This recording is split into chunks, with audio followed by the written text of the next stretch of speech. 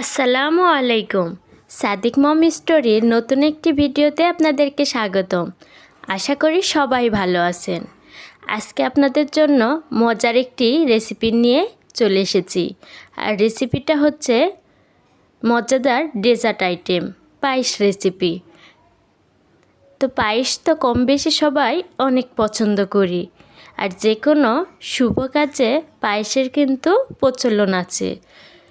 আর বাঙালিয়ানা dessert বলতে তো আমরা পায়েসকেই বুঝি। তো ভিডিওটি ভালো লাগলে চ্যানেলটা সাবস্ক্রাইব করার অনুরোধ রইল।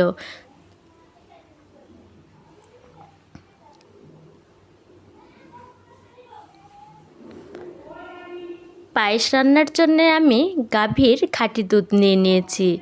আর আগে থেকে ছাঁকনির মাধ্যমে খুব ভালো করে ছেঁকে নিয়েছি। তো আমি পায়েসের জন্য 1 লিটার গাভীর দুধ নিয়েছি। এখানে আমি লিকুইড মিল্ক ব্যবহার করতেছি। আপনারা চাইলে প্যাকেটের গুঁড়া দুধও ব্যবহার করতে পারেন।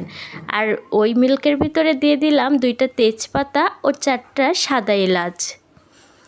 এখানে বাদাম কিশমিশও ব্যবহার করা যায়, কিন্তু আমি বাদাম কিশমিশ ব্যবহার করব না, কারণ আমার হাতের কাছে কাজু বাদাম ছিল না।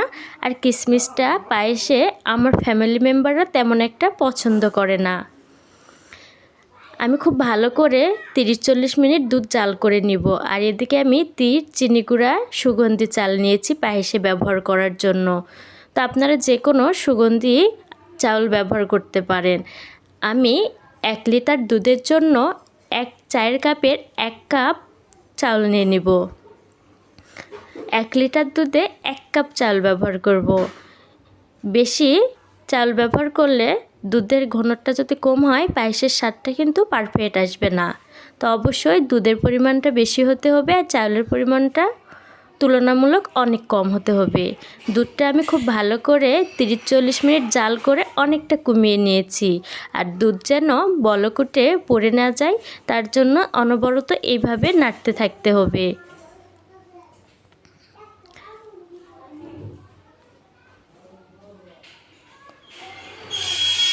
দুধের গন্ধটা যেন চলে যায় এজন্য খুব ভালো করে জাল করে নিতে হবে। এটা পায়েসের কিন্তু প্রধান শর্ত, তার সাথে কিন্তু আপনার পায়েসের স্বাদটা ভালো আসবে না। আর আমি চাউলটা 5 মিনিট ভিজিয়ে রেখেছিলাম, এখন ভালো করে ধুয়ে নিব।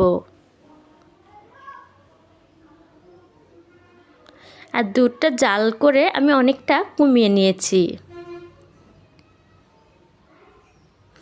ধুয়ে রাখা আতপ চাল দিয়ে দিলাম দুধের ভিতরে। এখন মিডিয়াম জালে ভালো করে ফুটিয়ে নিব। আর এখানে সামান্য পরিমাণে একটু লবণ ব্যবহার করব মিষ্টিটা ব্যালেন্স করার জন্য।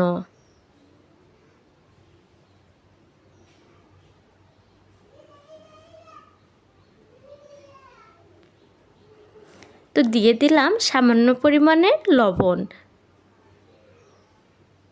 খুব ভালো করে দুধের সাথে চালটা ফুটিয়ে নিব। আগেই চিনি ব্যবহার করবেন না, চাউলটা ফুটে গেলে তখন চিনি ব্যবহার করবেন।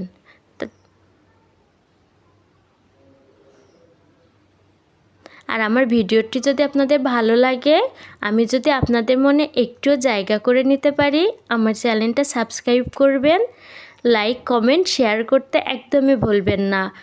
অবশ্যই আপনার ফ্যামিলি মেম্বার ও ফ্রেন্ড সার্কেলদের কাছে ভিডিওটি শেয়ার করবেন, কারণ আমাদের বাঙালিদের কাছে কিন্তু পায়েসটা অনেক পছন্দ। আর এটা একটা সহজ রেসিপি, যে কোনো সময় বাসায় আপনি বানায় খুব সহজেই এটা বানিয়ে নিতে পারবেন। মজাদার পায়েস রেসিপি। খুব ভালো করে চালটা আমার সিদ্ধ হয়ে গেছে। এখন আমি এখানে চিনি ব্যবহার করব পরিমাণ মতো। আমি আমার চাল আর দুধের পরিমাণ অনুযায়ী এখানে চিনি দিয়েছি। আপনাদের চাউল আর দুধের পরিমাণটা যত বেশি বা কম হবে সেই পরিমাণে আপনারা এখানে চিনি ব্যবহার করবেন। মিষ্টিটা আপনাদের স্বাদ মতো আপনারা ব্যবহার করবেন, এখানে তো বলার কিছু নাই।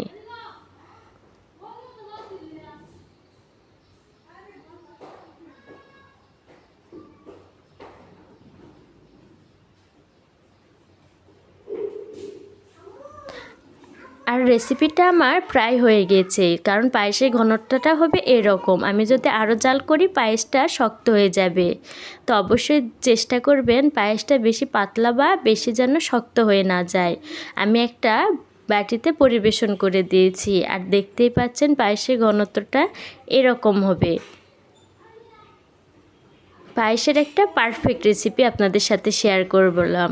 অবশ্যই ভিডিওটি একটা লাইক করে চ্যানেলটা সাবস্ক্রাইব করবেন, আর যারা সাবস্ক্রাইব করেছেন তাদেরকে অনেক ধন্যবাদ। অবশ্যই লাইক করে আমার পাশে থাকবেন। সবাই ভালো থাকুন, সুস্থ থাকুন।